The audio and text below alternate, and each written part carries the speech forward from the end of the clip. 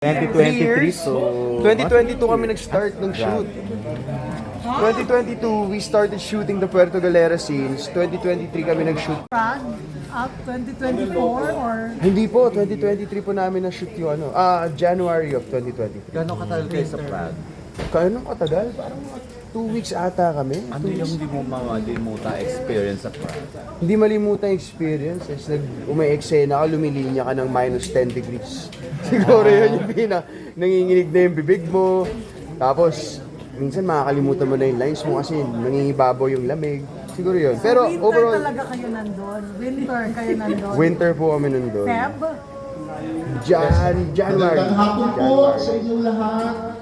Sorry, as per advice, medyo cut po muna natin para po makapagsimula na tayo ng By Cedric Juan. So, ano siya, hack and slash. What do you call those movies kung saan may isang killer? Hack and slash ba yung gano'n? So, he plays as a clown. Pero it's nothing like Joker, it's nothing like It. Pero ano siya, parang clown performer talaga siya. And kaming mga rich kids, we play as, I play as Nico, I play as one of the rich kids. Parang nagkaroon kami ng birthday party, tapos we decided na mag-invite ng isang clown para man-trip. Sinong director niya? Director namin si Mark Putian. He's a new director. He's a part of Wonderlust. Paolo, Hindi balik- naman slasher, sorry. Ay, okay. Hindi naman slasher na film. Slasher film siya, yeah. Slasher. Yeah, so bale, siya yung in-invite namin na clown mag-perform, pinagtripan namin siya. It turns out he has some mental instabilities. So bigla siyang pumitik and he decided to start torturing us one by one. Paolo, tuloy mo yung yung mga hindi mo makakalimutan sa Prague. Ay, hindi ko makakalimutan. Siyempre, bukod dun sa lamig, yung beautiful scenery, lahat na nag-shootin kami ng mga eksena sa Charles Bridge. So, isa din yun sa hindi ko makakalimutan. Tsaka, siyempre, Language barrier meron? Nahirapan ka ba? wala naman. Wala. Kasi lahat naman sila marunong mag-English. So, English nila was fluent naman. So, wala naman naging language barrier sa amin, sa aming cast, tapos sa mga production people from Prague. Wala naman. Tapos Paolo, nakilala ka before, di ba, na medyo sexy actor ka. Dito, very wholesome ang role mo, di ba? Yes. Hindi ka hubad-hubad dito. Meron naman. Sa Puerto Galera. Sa Puerto Galera, oo. May mga eksena naman na medyo, hindi ko naman masabing sexy, pero parang sabihin nating steamy. Wow. Medyo mainit. Love scene. May love scene kayo. Love scene. Meron. Meron Pero hindi din. siya, hindi siya gaya ng mga ginawa ko dati na love scenes, na talagang love scene kung love scene. Pero ito mas mas init-init. Yun Maligamgam. Anong feeling na medyo wholesome ka na ngayon dito? Po? Anong feeling na medyo wholesome ka na ngayon dito? Mas okay naman. Ako naman kahit ano namang project, kung paghuhubarin ako or kung balot ako, basta ready ako maghubad o ready naman maghubad. Ngayon yata nag-gain ka ng weight, no? Yes. Papapayat ka ngayon. Yes. Holidays, grabe ako kumain sa Taiwan. Ano pa yun? Addict kasi ako sa stinky tofu. Hindi ko alam kung familiar kayo sa stinky tofu, pero addict talaga ako sa eating it. Tapos grabe ako mag-street food doon. So, gain ako ng parang, feeling ko mga 6 kilos, 7 kilos eh. Gano'ng katagal kayo sa Taiwan? Pasko at saka bagong taon? Yes, dumating kami December 20 hanggang January 5 kami. Sino kasama mo? Family ko. Kasi we had to visit my lolo. Yung lolo ko kasi meron siyang colon cancer. Doon siya nakatira? Sa stepfather ko po, yun na Taiwanese. Doon siya nakatira? Yes po, sa stepfather ko po kasi na Taiwanese. Yung dad niya, yung lolo ko, yung kinalakihan kong lolo, yun, may colon cancer. So, medyo kami ngayon. Kaya we wanted to visit him kasi hopefully, sana humaba pa. He's undergoing chemo right now. So, nagiging okay naman yung chemo treatment sa kanya as of now. Yung dad nyo, Taichung. Yes. yung dad nyo nadalaw niyo ba this holiday? Hindi ako nakasabi sa Muntinlupa. Ako po hindi ako nakadalaw. Because prior to going to Taiwan, I was, sinushoot ko nga po yung Andoy. So right after the shoot, nagkaroon pa ako ng isang show ng 8,000 piso. Then the next day, lumipad namin for Taiwan.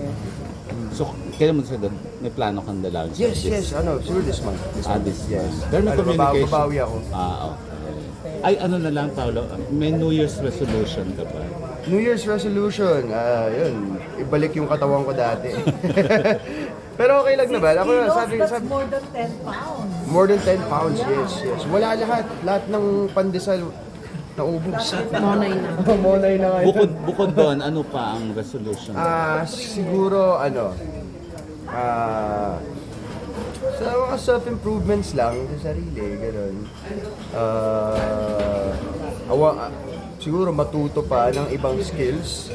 Like? Cooking. Kasi mahilig ako magluto ngayon, pero wala akong alam na Filipino food. Hindi ako ma-Filipino. Parang kung ano lang makita ko sa ref, makakita ako ground beef. Makita ako ng kung ano-anong herbs doon. Paghalo-haluin ko lang. Pero wala akong alam na, I'm not very technical when it comes to cooking. Parang kung ano lang makita ko sa ref na parang pili kong pwede kong paghaluin, ayun na lang yung ginagawa ko. Love life. Love life. Tagal na niyo. Oo. 2.5 years. Tagal na. Planning to get, married soon. I think, masyado pa akong bata for But parang maseryoso kapag love life, si Marco parang hindi. parang hindi. Di ba, nagtagal ba sila? May bago siyang girlfriend ngayon, di ba? So dapat may bago rin siya. Hindi ko alam. Hindi pa kami nag-uusap pa ba. Pero nakita naman ng mga tao sa post niya. Yeah. So, bakit mas tumatagal ang relationship? Anong sekreto mo pa? Hindi naman yun. Hindi naman, kunwari, parang, hindi naman porket nagtumigil lang isang relationship, ibig sabihin may mali. Parang, sometimes, people just drift apart and hindi natin kontrolado kung sino yung mag-drift apart sa kung sino mag-stay together. So, kung kayo, mag-stay together kayo, that means na you guys are a match. Pero if mag-drift apart kayo, Yes. Importante rin ba na non-showbiz yung girlfriend mo para mas maganda? Showbiz na siya eh. Nag-artista na, di ba? hindi, pinasok ko siya. Kaya nga. Pinakilala ko siya kay Kuya Tyrone. Yeah. Sa bago pa lang. Bago pa lang. Sa Shake Rattle role siya, yung last. Parang, pero few scenes pa lang. She did, isa siya sa mga madre. Siya yung Pisay na madre. Isa yung jowa. Half Australian kasi siya. So, gusto mong mag-artista din pala siya? Yes, matagal. Actually, nung bata pa lang siya, na siya eh. Nag-commercials na siya. Ano pa ang mga movies mo in the can na hindi pa nag-show? You have another action movie, di ba? With yung nag-press con tayo sa... Alin po to? Sorry. Wala po. Yung Andoy. In the can. Yun. Hindi pa naman pala Parang wala pa. Action movie. Parang wala pa pong ginawa. Baka ibang Police artista po ka? yan. Police? Hindi ikaw. Police ako. Or one of the policemen. Yung ano. Okay. Beyond the Call of Duty. Yes. Napalabas na. Pinalabas na po yun. Pinalabas na po. Hoy, narinig namin yung mga co-stars mong foreigners na babae. Pinasal nyo dito sa Pilipinas. Yes. Saan nyo sila dinala? Sino-sino? Si Elena ba o si Mara? Sarah? Si Sarah. Saan mo siya dinala? BGC. Oh, ano ba yun? Bakit may GC? Hindi, kasi wala. Hindi, galing kaming Puerto Galera noon. Tapos, bumalik kami dito sa Manila for nag-press ko na kami before dito, di ba? So, we came here, pero one day lang kasi sila eh. One day lang sila sa Manila, then the next day, we had to go back to Tagaytay again to shoot the remaining scenes. So, we had one night to go out. So, pinaka naisip ko, dalhin ko na lang sila sa BGC. Saan kayo nagpunta sa BGC? Dinala ko sila sa back bar. Back bar or bank bar? Oo. Para sa, 7-Eleven. 7-Eleven. Sasara na yun eh. Oo, pero nung time na yun, bukas pa Oo. So, na-enjoy naman niya. Na-enjoy niya Yung naman. Puerto Galera, na-enjoy din ba niya? Oo, sobra. Kasi syempre, ibang-iba yung scenery sa Prague compared sa Puerto Galera eh. Lalo na sa Puerto, Mainit. Grabe yung mga syempre, grabe yung mga dagat natin talaga. Kung minsan, feeling ko tayo mga Pinoy na nati-take for granted natin yung mga dagat natin. Pero sa ibang bansa kasi talaga hirap makahanap ng mga dagat na kagaya ng sa atin. So sila Sarah, pati yung manager niya, gandang-ganda sila sa sa Puerto Galera. White Sand Beach. That was 2020. hindi lang kami nakaboost bisita for Christmas. Ako, hindi lang ako nakaboost for Christmas. Pero last year naman, no 2025, nung kalagitnaan, bumisita din kami. Nakabisita rin naman. So ano na pag-usapan nyo ng tatay? Pwede bang malaman? Nag-uusap lang kami about career. Minsan kasi, ang pinaka-napanood niya sa akin, syempre pag sa mga pelikula, hirap siyang manood ng pelikula ko kasi hindi naman lahat ng pelikula ko napapalabas sa TV eh. So, ang pinaka-napanood niya sa akin is Batang Quiapo, gano'n. Kasi may TV naman sa loob ng kulungan. So, nakikita niya yung mga eksena ko sa Batang Quiapo, tapos ina-advisean niya ako na oo nga, ganyan, yung mga pagiging kontrabida, doon ako naging niya. Tapos sana daw maghanap ako ng way na, wag lang mag-stick sa pagiging kontrabida. Mag-try din ng iba't ibang roles. Binigyan mo ba ng time frame ng sarili mo kailan ka magpapabalik?